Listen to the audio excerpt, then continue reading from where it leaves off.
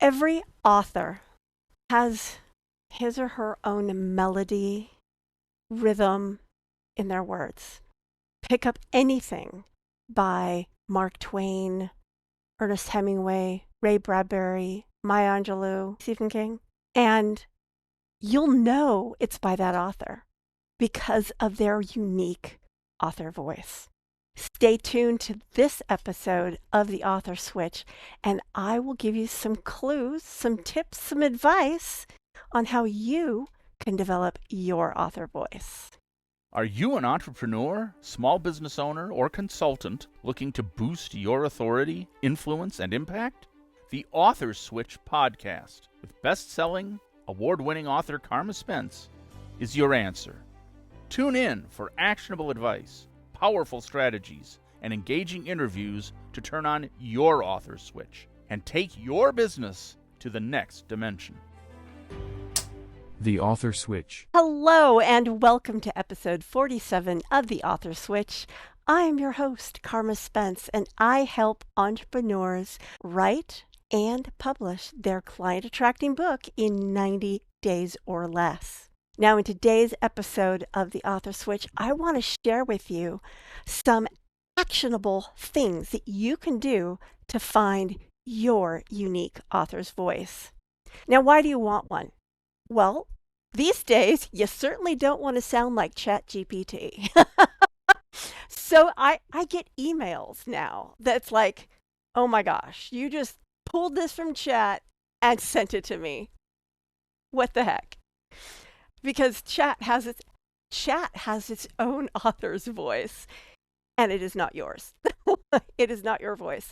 You need to infuse your writing with your voice, and that's especially true in your book and especially true in your client attracting book, because you want to attract clients who resonate with you. In fact, I was talking earlier on my Coffee with Carma podcast about your geek factor. Your geek factor is communicated through your author's voice in your books. So how do you find your unique author's voice? Now, if you have absolutely no clue, one good exercise to do is to mimic other people so that you know what you like about them and what you don't. And this is a very time-consuming exercise, but for many people, it is a very helpful one. Find a piece of writing that you like. It can be a short story. It can be a poem. It can be an article in a magazine. It doesn't matter. If you liked it, you resonated with it, you thought, oh, that's a beautiful piece of writing.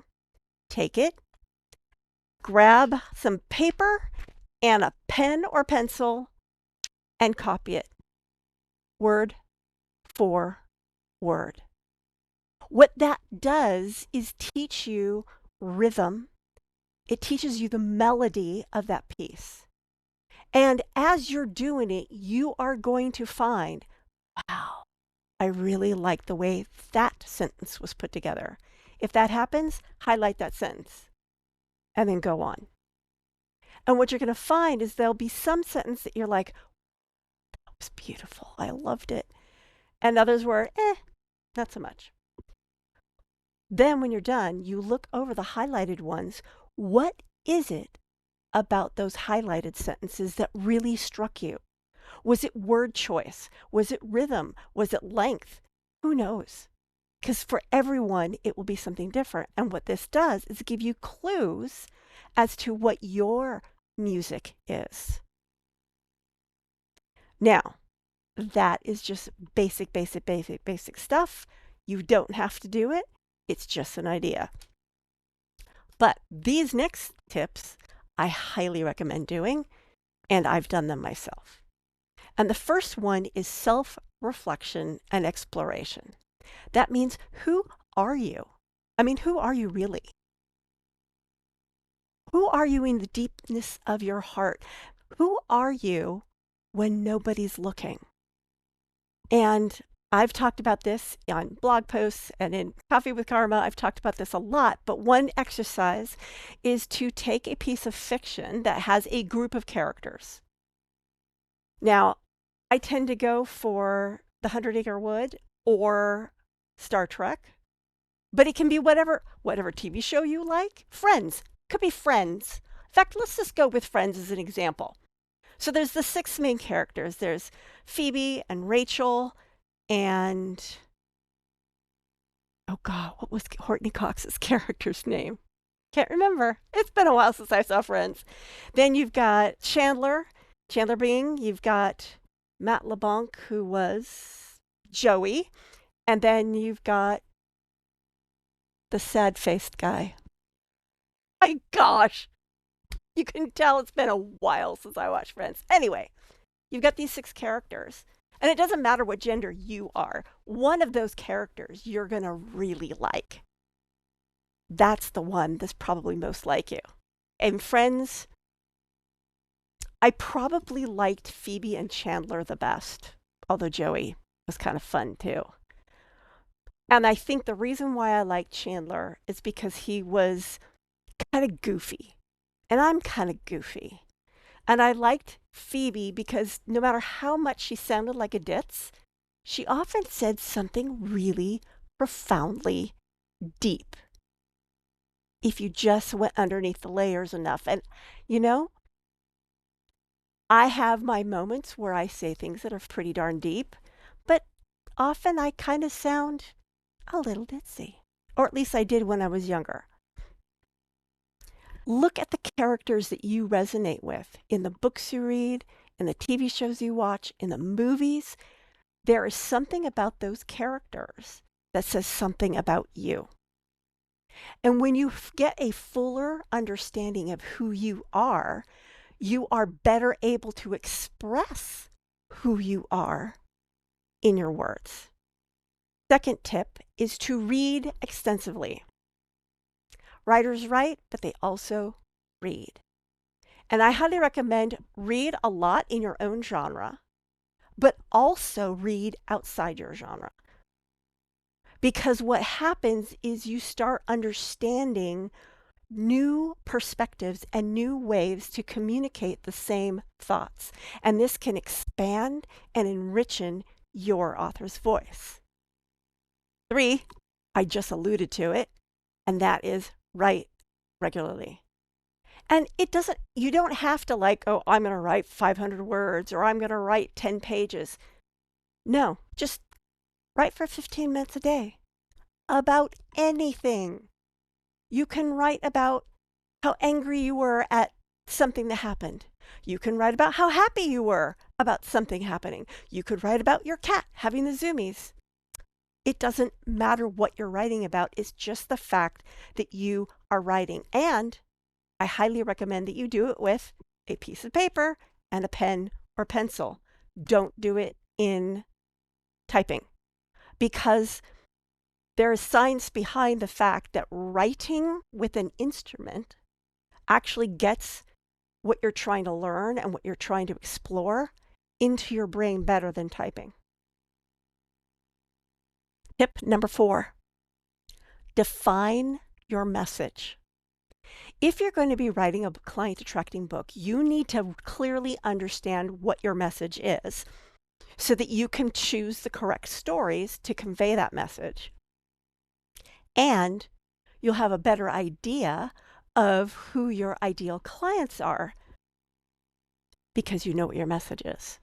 Understanding your message informs your author's voice because it is part of the color of your message and a part of the color of your author voice. Tip number 5, be authentic. Now, what does that mean? What does authentic mean anyway? I mean, you read a lot about it and how important it is. And then you'll hear people say things like, well, be authentically authentic. Honestly, you're either authentic or you're not. And part of being authentic, at least in the way I think about it, is being vulnerable. Now, does that mean you share every sob story of your life? No. It means be human, be relatable, and share those sob stories that have a lesson in them related to what you teach your ideal clients. And finally, this is my last tip, experiment and evolve.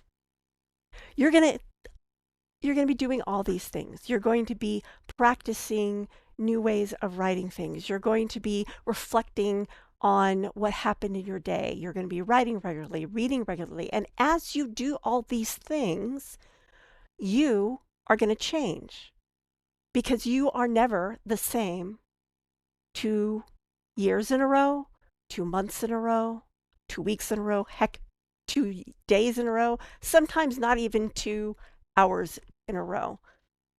And your author's voice will evolve and change too. Now, more than likely, it will have a through line. I mean, you can read early Mark Twain and late Mark Twain and still know it's Mark Twain, but it's different. It's evolved. Maybe what he's talked about it has evolved. And that's the same for you.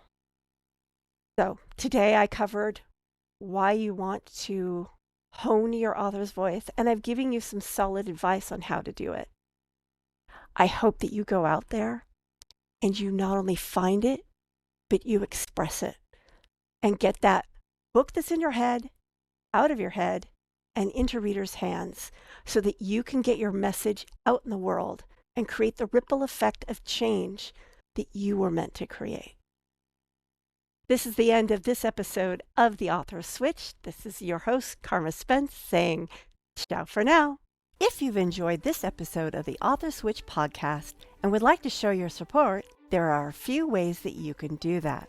First, I encourage you to subscribe to the podcast so you never miss an episode. Additionally, leaving a rating and review would greatly help me reach more listeners and continue providing valuable content. To stay up to date with the Author Switch podcast and gain access to additional information on amplifying your authority, influence, and thought leadership through books, you can follow me on LinkedIn at Carma Spence. For those interested in catching up on previous episodes, including those no longer available on podcast platforms, you can find them all at authorswitch.com/episodes, where you can choose to watch or listen to them at your convenience. Thank you so much for your support and for being a part of the Author Switch community.